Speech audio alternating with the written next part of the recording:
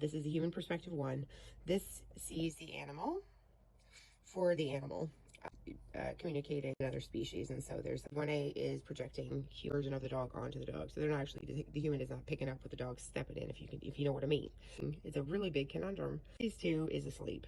If species 2 is a grizzly bear, we have species 1A over here. That thing might bite me, right? If species 2 is a dog, they're like, I hug it. Expectations, I have never seen one of these things bite, so I'm gonna roll the dice on this, right? They don't even consider it, right? And what happens is that fucker bit me, and this is cause for a couple of lots more projections onto a dog not to bite after they have been threatened. That's gonna go well, huh? And then we have dog is unpredictable. You never know what'll do it, right? Even though the dog has been talking. Unfortunately, we can't understand the dog, right? Because we're not actually understanding we're speaking with another species if we're species 1A. Now, species 1 gets it because species 1 met a lot of dogs and animals in their lives, and they see that the dog and the grizzly vision the same damn thing. And for that matter, if anyone's sleeping, you don't just go touch them, right? Because one of the reasons is they can't consent. One, also, if there is an issue, then over here, we're going to change the environment for the dog. We're going to teach people boundaries about the dog.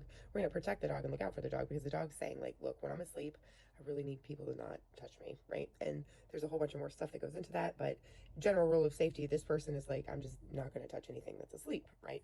Now, this one over here, the why we need to hug and kiss and stuff, put our face right in, I don't particularly understand that one because, hey, like, if you start me awake, I'm going to beat the shit out of you.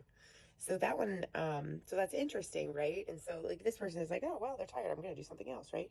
Now, here's where it all gets weird because, all right, let's pretend that species 1 is asleep. Okay, right? So we have species 1 going up against species 1 in a language they can communicate, right?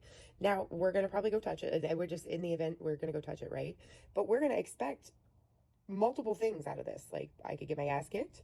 I could catch a rape charge. It might be well received. I might get a little snuggle, or I might cause this person to, they might just submit consequences, and there's the system that imposes some of those consequences, the rape charge especially, but it all just kind of has to do with consent and respecting other beings.